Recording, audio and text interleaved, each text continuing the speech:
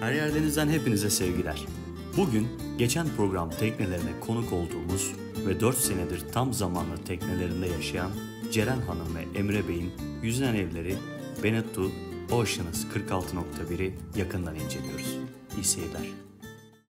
Abi görüyorsunuz, anlatmaya gerek yok zaten. Açılır bir kıç platformumuz var. Şimal teknesine böyle tanıtımına başlayalım. Sendeyiz.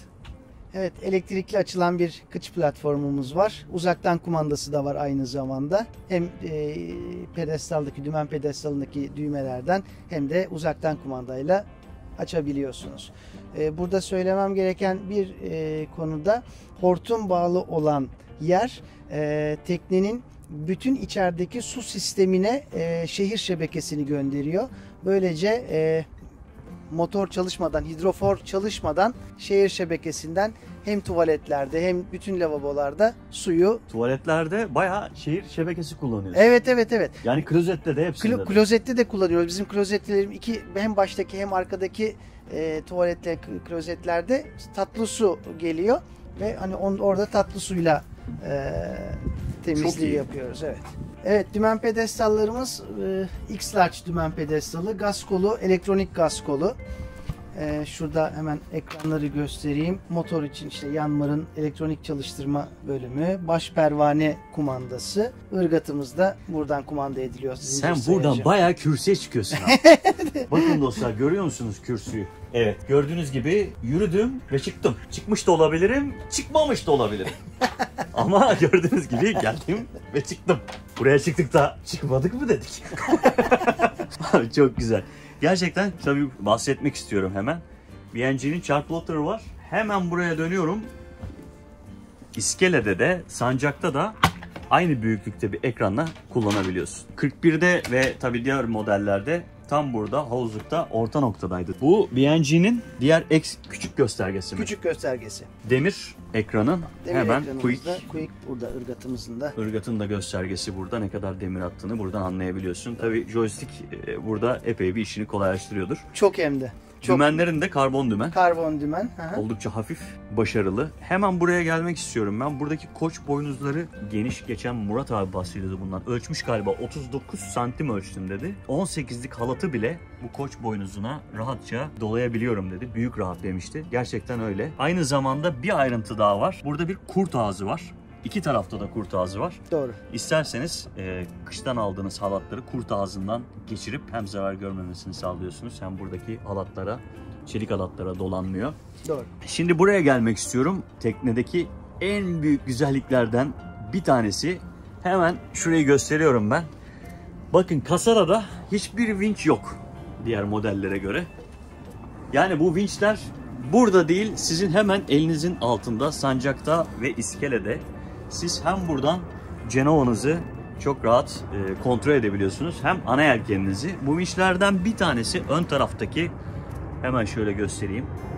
Ön taraftaki elektrikli, arka taraftaki vinç koluyla idare edebiliyorsunuz. Büyük rahatlık olmuş. Solo seyirlerde, tek başına seyirlerde inanılmaz kolaylık. Çok beğendim. İnsan özeniyor. Bizim 7 metre teknede burada vinç yok abi. Bildiğin kasaranın üzerinde 2 tane vinç var. O yüzden çok özeniyorum bu vinçlere. Tabii bir tanesinin elektrikli olması da büyük bir avantaj sağlıyor. Burada bir pusulanız var. Hemen buraya konumlandırmışlar pusulayı. Ayağı bile kalkmadan yelkenleri açıp kapatabiliyoruz. Ayağı bile kalkmadan. Hiç. Böyle bir rahatlık var mı ya? Böyle bir rahatlık var mı? Gerçekten çok konforlu.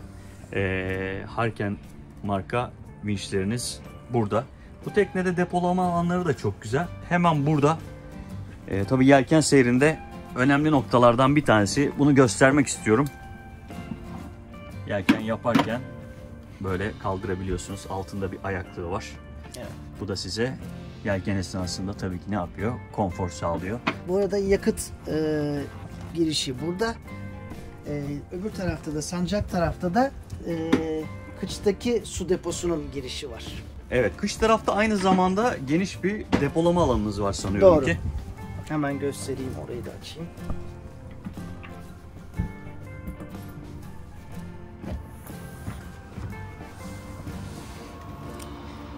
biraz dolu şu anda. Olması gerektiği gibi. İnvertörümüz de burada. Hemen şuradan bir ses geliyor. Orayı öbür taraftan göstereceğim. Orada şey da Webasto'nun var, makinesi var. Evet. Evet. Gayet güzel, teşekkür ediyoruz. Burada da yine aynı o deponun girişi, halatlarımızın olduğu bölüm ve Webasto'nun olduğu bölüm var.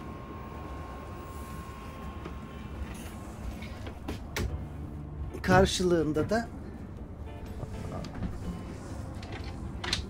tüp deposu.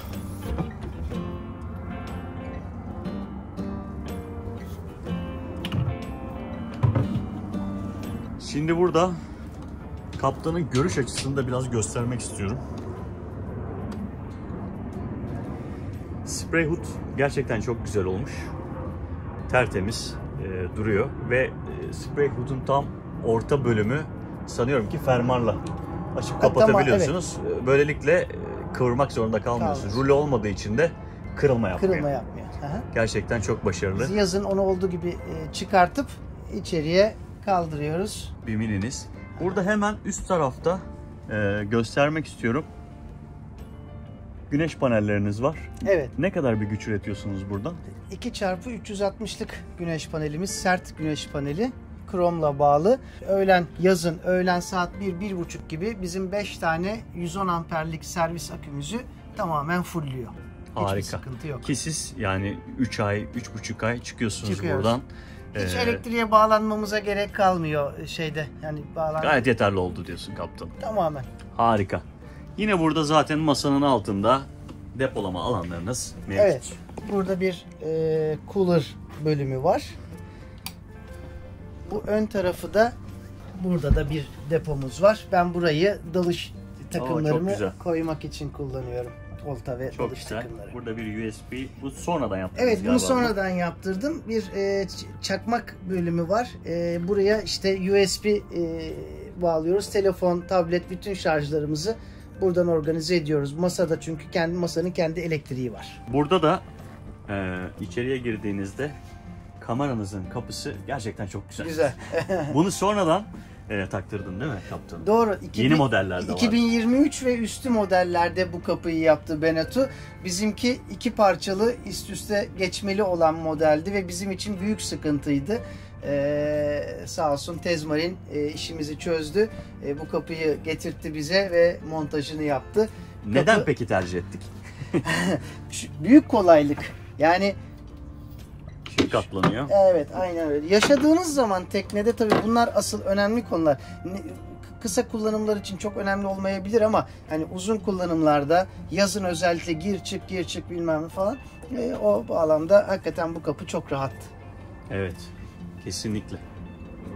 Kasaranın üstü de vinçlerde olmayınca burada yat olmuş burada, yani. Burada büyük minderlerimiz var bizim tek parça evet. Ve arkalıkları da rüzgardan etkilenmiyorsunuz yani. Ceren'in en sevdiği yer burası. Bütün seyirler boyunca burada yatmaya bayılıyor. Harika kaptanım. Bu alt taraflar burada yine klasik. Evet, depolar var. Burada bir depomuz var. Burada da bir depomuz daha var. Biz burayı ayakkabılık olarak kullanıyoruz. Aynı zamanda halatlarımızı da çok güzel. Tabii bir teknede en önemli şeylerden bir tanesi, hele sizin gibi uzun süre yaşıyorsanız depolama alanları. Halatlar da güneşten etkilenmiyor bu şekilde. Hem orada etkilenmiyor hem de sizin teknenizde hayalet halatlar var. Evet, gizli ileriye doğru giden halatlar gizlenmiş. Böylece evet. Hem güneşten etkilenmiyor hem de herhangi bir yerde çapar izi vermiyorsunuz. Doğru. Hemen buradan devam edip başa doğru gidelim mi kaptan? Şimdi yürüyüş yolunu göstermek istiyorum size. Hatta kendi ayaklarımdan pay biçersek oldukça rahat yürüdüğünüz bir yürüyüş yolu var burada. Şimdi derler ya, cap cap yanıyor. Gerçi bu yansımayı tabii ki kesiyor tam tersine ama çok şık olmuş. Karbon kaplama. Evet, tekne Türkiye'ye geldiğinde daha direkt takılmamışken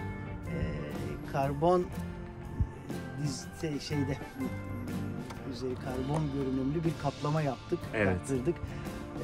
Yapan kişi de, ustamız da müthiş el işçiliği yaptı. Gerçekten çok başarılı oldu. Tekneye ayrı bir hava kattı. Kesinlikle ben çok beğendim. Özellikle sizin tekneniz koyu renk. Yani gri üstünde daha antresit diyeyim artık bunun rengine, değil mi? Antresit renginde hem Bimini ile uyumlu. Çok şık olmuş. Gerçekten. Burcatalar dahil kaplandı. Hakikaten güzel oldu bu. Bu arada çok insan soruyor karbon mu diye karıştırıyorlar. Şimdi burada pupa palanganız var. Ama şurada bir şey dikkatimi çekti kaptanım. Pupa palangasının hemen altında 2 tane hatch var. Doğru. Bu hatch rahat açılıyor. Bu hatch açılırken pupa palangasına biraz engel oluyor mu? Hatch'i tam açamıyoruz doğal olarak. Pupa palangasından dolayı hatch'i açmak çok mümkün olamıyor. Yani o işte 25-30 derece kadar ancak açılabiliyor. Çok problem mi? Hayır değil. Çok problem değil. Aynen öyle. Burada zaten teknenin iç bölümüne de bakacağız. Oldukça ferah lumbozlarla ve hatchleriyle çok aydınlık bir tekne. Hatta şuraya geldiğimde hemen ne yapıyoruz? Adımlıyoruz. Adımlarsak 2, 3, neredeyse 3,5 adım diyebilirim buraya. Büyük attığımda da normal 3 adım. Hemen burada bir ön depomuz zincir var. dolabının arkasında bir depolama alanımız var. Oldukça geniş. Diğer kamerayı da gönderelim hatta. Buranın altında aslında kendi ahşapları var ama ben kışın o ahşapları depoya kaldırıyorum. Evet. Bir rutubet olmasın diye. Zemini normalde düz yani buranın. Burada tertemiz halatlarınız duruyor. Balon halatlarınız duruyor. Evet, Quick ırgatınızın buradaki kumandası. Aha. Burada ırgat zaten burada. Zincir dolabını da açayım. Oldukça da geniş bir zincir dolabı var. 100 metre zincirimiz var ve bu nokta bu şekilde. 100 metre zincir. 100 metre. Ha. Buradaki eğimle birlikte zincir tabii kayıyor ve aşağıda birikiyor. Doğru. Bu zincir hiç yapmamıştır herhalde ya. Hiç problem çıkarmadı. Yani üst üste bindiğinde çapariz vermemiştir hiç. yani. Direkt aşağıya doğru kayıyor. Yine ultra çapanız var. Doğru. Bu baş bodoslamadaki ekstra parçanız, bu gördüğümüz parçanın adı da bow split. Balon yelken sevenler için oldukça kolaylık. Şimdi buraya hemen döndüğümde tabii biz Canova diyoruz ama bunda bir flop var. Self-taking. Self-taking sistemi var. Aha. Sevenler için, hele ki tek başına yelken yapmayı sevenler için oldukça kolaylık. Müthiş. Tek başına tramvay atıyorsun. Müthiş. Her şey elinin altında hazır geliyor. Teknemizin dış yapısı bu şekilde dostlar. Vardevelaların yüksekliği de bayağı güzel. Yani dizimden nereden baksanız 20 santim daha yukarıda vardevelalarınız. Bu da tabii insana güven veriyor kaptanım. Tabii. Kaptanım, salma hakkında biraz bilgi alabilir miyiz? Klasik salma, uzun salma. Draft'ı da 2.10. 2.10 draftınız var. Aha. Teknemizin ağırlığı sanıyorum ki bunlar Bavaria C45'i örnek alırsak rakibi olarak biraz daha hafif. Bavaria'dan biraz daha hafif. Biraz daha hafif. Bu da tabii performans ve yelken performansı için özellikle hızda önemli noktalardan bir tanesi. Oldukça performanslı bir tekne. Memnuniyetler burada. Yani ben maksimum speed dedim yelkende. 11.5'ları 11.8'i rahatlıkla 11.8'i gördük geçen gördük. yaz. Tabii. önemli noktalardan bir tanesi. Bu tekne sıfır bir tekne dostlar. Sıfır alınmıştı. Marina'ya geldikten sonra 4,5 yıl başta söylediğim gibi Emre Kaptan eşiyle birlikte bu teknede yaşıyor. Nazarlığı da burada, Allah nazardan saklasın deyip teknenin içine doğru devam ediyoruz. Selamlar. Efendim hayırlı günler. Güzel bir ürünümüz var havaalanından mallarımız var. Evet dostlar, teknenin içerisini görüyorsunuz. Zaten röportajımızı da burada yaptık. Sohbet ettiğimiz birçok ayrıntıya şimdi Ceren Kaptan ve Emre Kaptan'la birlikte değineceğiz. İşte Ceren Kaptan. Burada komşularının yaptığı harika tabloları, kendi mutlu anları var tabii. Gel şimdi bu taraftan ben teknik detaylara geçeyim. Evet, yine Benetton'un bir önceki modellerindeki gibi gördüğünüz gibi kameraya inerken oldukça eğimli, çok rahat bir şekilde inebildik. Yan var, 80 beygir motorumuz var. Ki sizin tekne için 80 beygir oldukça yeterlidir diye Yeterli. düşünüyorum. Çok doğru bir hareket olmuş diye de düşünüyorum. 2000 devirde 7.7-7.8 knot hız sağlıyor bize. Teknenin yaşam alanı bu şekilde dostlar. Bu bizim bir önceki bölümde röportajı yaptığımız alan. Burası aynı zamanda yatak oluyor sanıyorum Evet, doğru. ki. Hemen burada bir oturma alanınız daha var. Bir özelliği var mıdır oturma alanınızda? Var. Var mı? Tamam, var. Yine bir sürpriz çıkıyor bir yerden. Şu şekilde Kaptan katlanıyor. Bacaklarınızı böyle eğimli dinlendirmek için Ha. ve aynı zamanda alt tarafı da depolama depo alanı. alanı. Hı hı.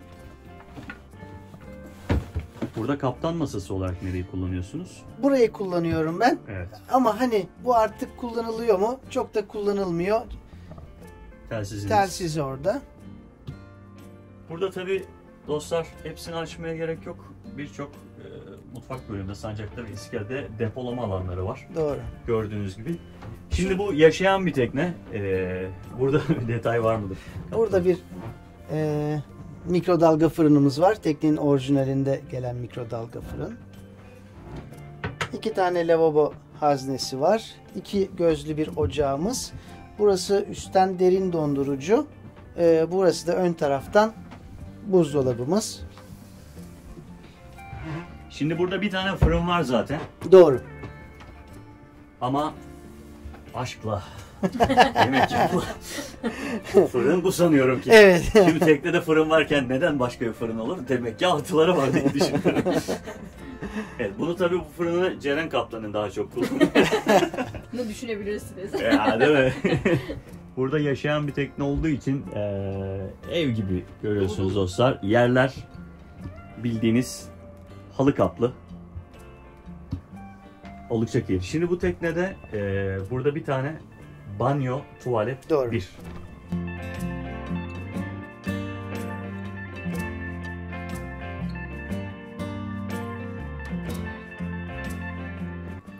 Banyonuz, tuvaletiniz burada bir. Diğer kameradan da girişi var bu banyo tuvaletin.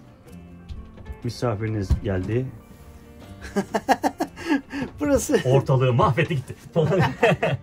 burası Ceren'in Burası çok güzel olmuş. Sancak kış kamera bu şekilde değerlendirilmiş. Gördüğünüz gibi burası elbise dolabı yapmış arkadaşlarımız. Çok da güzel olmuş. Sonuçta yani 4,5 sene kolay değil. 4,5 sene biriktirdiğiniz bütün eşyaları Burada benim 3-5 tane tabii eşya bıraktım ben buraya. Mecbur kameralar. Arkada bir tane daha kameranız var. Burada biraz daha uzun, yani 41'e göre biraz daha uzun bir doğru. dolap var. Sol taraftaki dolaplar da saklama dolapları, onlar da çok işe yarıyor. Evet. Tabii tekne deyince en önemli şeylerden bir tanesi depolama alanı. Doğru. Master kabine, baş kabine gittiğimizde burada bir ada yatak var. Ada yatağın güzelliklerinden bir tanesi de sanıyorum ki çarşafı kolay serebiliriz. En önemli noktalardan bir tanesi şu çarşafı, aman o da nedir demeyin. Gelin bir kere kamera çarşafını yerleştirin, ondan sonra konuşalım diyorum. Burada yine Dolaplar var. dolaplarınız var. Aydınlatmalarınız. Buradaki aydınlatma pencereleriniz tabii çok güzel. Sabah kalktığımızda yine yukarıda 2 tane hatch var. Burada bir büyük çekmecemiz var yine. Bir de altı bazı oluyor diye kaldırıyormuşsunuz. Aynı zamanda büyük su deposu da bu yatağın altında. Burada 350 litrelik bir su depomuz var. Harika. Su deposu. Baş taraflarda görüyorsunuz. Tabii bunların hepsi küçük ayrıntı olabilir ama USB'leriniz, USB, evet. Var. USB'leriniz gerçekten önemli. Burada yine güzel bir alan var. Bundan bahsetmek istiyorum. Anlatmıştın abi sen bana. Görüyorsunuz tik kaplama. Ekstradan yapılmış Onları bunlar. ben yaptırdım, evet. Çok güzel olmuş. Çünkü bu tikler olmadan alttaki o pütürlü yapı, kaymaz zeminler, kirleri çıkarmak çok kolay olmuyor onlardan.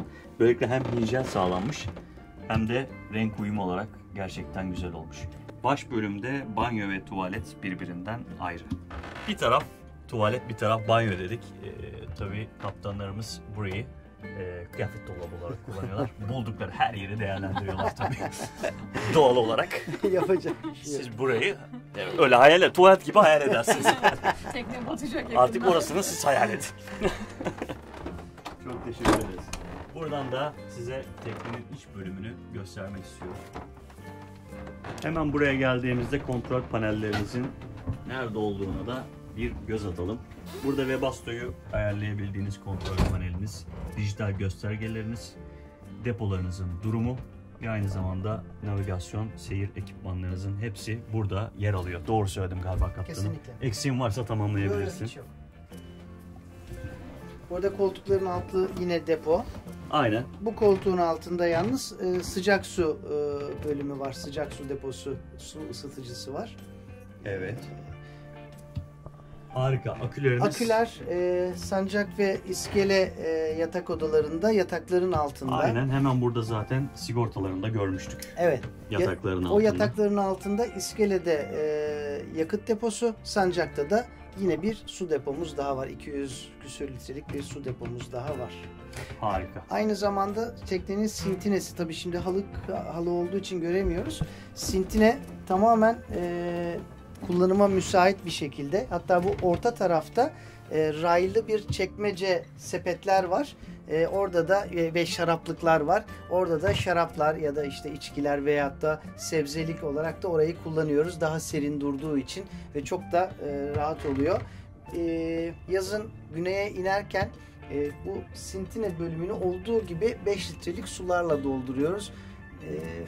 200 litreye yakın su alıyoruz ekstra yanımıza. Evet. Çünkü Yunanistan'daki suları sevmiyoruz. Lezzetleri güzel değil. Burada alıştığımız su. Memleketimin suyu bir başka. Tabii bir de Eurocular. Evet, hayatın gerçekleri de var. TL'li su almak varken. Ya değil mi?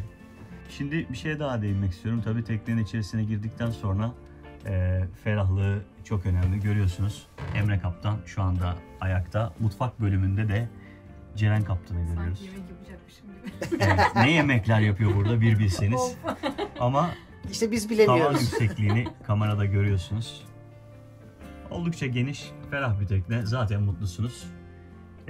Çok teşekkür ediyorum size.